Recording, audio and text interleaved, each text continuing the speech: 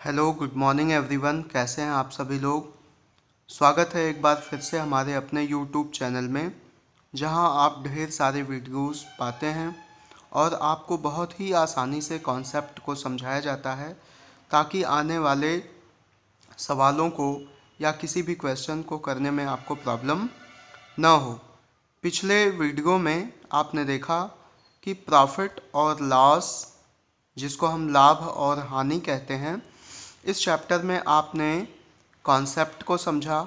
क्रय मूल्य क्या होता है, विक्रय मूल्य क्या होता है, लाभ कब होता है सौदे में, हानि कब होती है, और इससे जुड़े हुए कॉन्सेप्ट से एक सवाल टेबल के माध्यम से मैंने आपको समझाया था, जिसमें लाभ हानि के सवाल थे और उस टेबल में आपने 4 क्वेश्चन किए थे, जिसमें संयुक्त रूप से वो पहला क्वेश्चन था।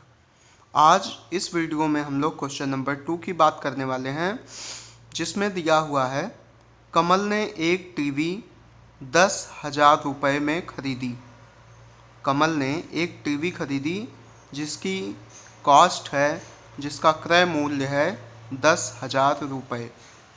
क्रय मूल्य मतलब जिस मूल्य में हम उस सामान को, उस वस्तु को खरीद रहे हैं। 2 साल बाद उसने वही टीवी 7,000 रुपये में बेच दिया। बताइए उसे अब लाभ हुआ या हानि, और लाभ हुआ तो कितना हुआ या हानि हुई तो कितनी हुई। तो सबसे पहले हम अगर क्वेश्चन को ध्यान से पढ़ें तो इसमें दिया है कि कमल ने एक टीवी को 10,000 रुपये में खरीदा, अर्थात टीवी का जो क्रय मूल्य है वो है 10,000 रुपये। 2 साल तक टीवी उसने चलाया, उसने घर में उसको लगा कर देखा, और 2 साल बाद जब उसे मन हुआ कि वो दूसरी टीवी खरीदे या फिर हम उस टीवी को बेच दें, तो उसे वही टीवी बेच दिया 7,000 रुपये में। तो 7,000 रुपये उस टीवी का क्या हो गया, विक्रय मूल्य। अर्थात 10,000 रुपये उसका क्रय मूल्य हुआ और 7,000 रुपये उसका विक्रय मूल्य हुआ। तो आपको बताना है कि उसे इस सौदे में लाभ हुआ या हानि। तो आइए सबसे पहले हम स्टेटमेंट प्रॉब्लम है, अर्थात जो आंसर्स स्टेटमेंट दे के लिखने होते हैं और जैसे पूछे जाते हैं उसी तरह हम उन्हें लिखने की कोशिश भी करते हैं, ताकि आपको क्वेश्चन अच्छे से लगाने का ढंग पता चल जाए और आप सॉल्यूशंस अच्छे से दे सकें, अपने आंसर्स अच्छे से लिख सकें। तो आइए सबसे पहले हम स्टेटमेंट लिखते हैं कि कमल ने एक टीवी 10,000 रुपये में खरीदी, अर्थात यहाँ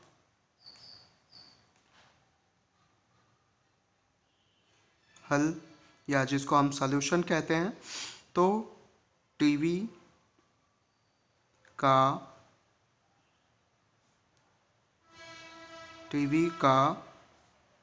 क्रय मूल्य बराबर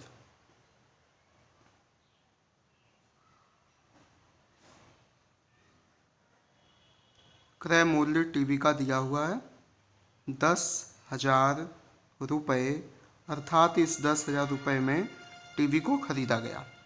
अब 2 साल तक उस टीवी का इस्तेमाल किया गया घर में, और 2 साल के बाद उस टीवी को बेच दिया गया 7,000 रुपये में। तो दूसरा स्टेटमेंट हम लिखेंगे टीवी का विक्रय मूल्य, अर्थात बेचने वाला मूल्य, जिसको हम इंग्लिश में सेलिंग प्राइस कहते हैं और कॉस्ट प्राइस कहते हैं, क्रय मूल्य या खरीदे जाने वाले मूल्य को। टीवी का विक्रय मूल्य बराबर 7,000 रुपये। 7,000 रुपये, ये देखिए इंडियन करेंसी है और रुपये को हम पहले लिख देते हैं। Currency is written first before the amount. And अब हम तुलना करेंगे कि क्रय मूल्य ज़्यादा है कि विक्रय मूल्य। तो आप देख सकते हैं यहाँ पे लिखेंगे according to question. According to question का मतलब प्रश्नानुसार। पहले भी आप लिख सकते हैं गिवन करके, प्रश्नानुसार बात करते हैं। यहाँ पे एक तरफ हमारा क्रय मूल्य और यहाँ है विक्रय मूल्य।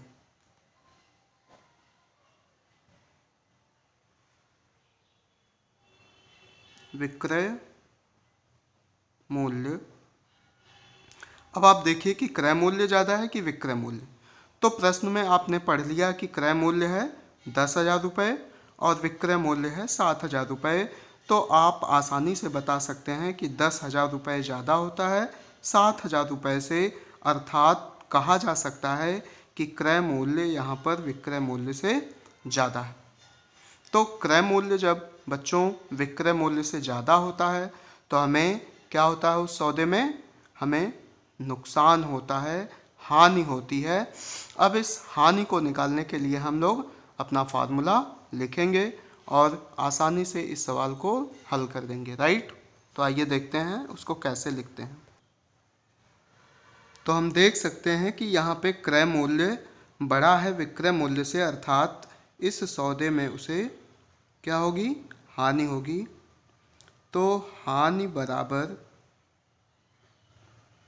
पिछले वीडियो में हमने सारे फार्मूले के बारे में बात कर ली है, कॉन्सेप्ट के बारे में बात कर ली है।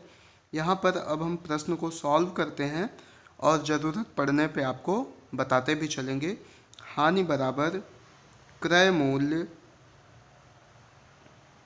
माइनस विक्रय मूल्य। क्रय मूल्य से हम विक्रय मूल्य में विक्रय मूल्य को घटा देंगे। विक्रय मूल्य बराबर, रुपए को अगर हम पहले ही करेंसी को पहले लिख देते हैं और क्रय मूल्य इनका था 10,000 रुपये,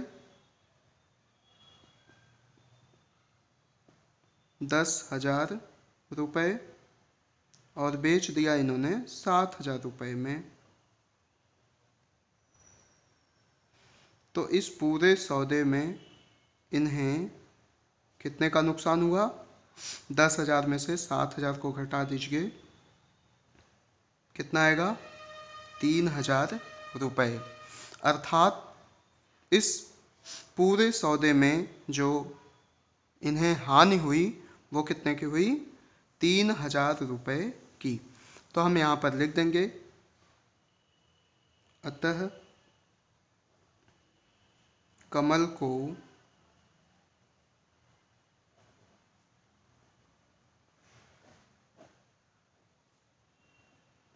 3,000 रुपये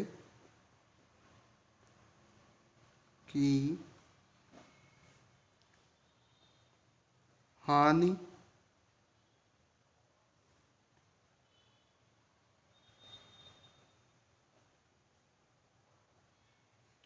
हुई। प्रश्न में 2 सवाल पूछा गया था, हानि हुआ है कि लाभ, तो आपने बता दिया इसे पूरे बिजनेस में क्या हुआ, हानि हुई है। और कितने रुपए की, तो 3,000 रुपये की, क्योंकि क्रय मूल्य ज़्यादा है विक्रय मूल्य कम है। ठीक है, तो इस वीडियो को आप देखकर प्रश्न को नोट करेंगे और इसको क्वेश्चन उतार कर कॉपी में कर लेंगे। जिनके पास किताबें नहीं है इसलिए प्रश्न लिख दिया गया है ताकि आप आसानी से इसे लिख सकें। फिर भी अगर आपको न समझ में आया हो तो आप मुझे ज़रूर पूछें। और इसे मैं इंग्लिश में कहिए तो एक बार ट्रांसलेट कर दूं ताकि जिन बच्चों को समझ में ना आया हो वो आसानी से समझ सकें। कि चलिए हम देखते हैं कि Kamal purchases a television for ₹10,000 and after 2 years he sell the television in ₹7,000. Then calculate the profit or loss and how much it is. मतलब कमल ने टीवी को 10,000 रुपये में ख़रीदा, 2 साल के बाद उसने 7,000 रुपये में वही टेलीविज़न बेच दिया। तो आपको कैलकुलेट करना है कि इस सौदे में उसे लाभ हुआ या हानि हुई और कितने की हुई। तो हमने लिख दिया है टेलीविज़न का क्रय मूल्य, अर्थात cost price of the television is equals to ₹10,000 and The selling price or SP is rupees 7,000. According to question, the cost price is greater than selling price, that's why he will make loss. In this case, loss equals to cost price minus selling price, then 10,000 is the CP and 7,000 is the SP. So loss equals to 10,000 minus 7,000, and then we will get as rupees 3,000. Therefore Kamal makes a loss of rupees 3,000. Okay, तो इस video को देखकर आप share भी कर दें और उन बच्चों को जिनके पास किताबें नहीं हैं, ताकि वो आसानी से कर सकें। Okay, thank you.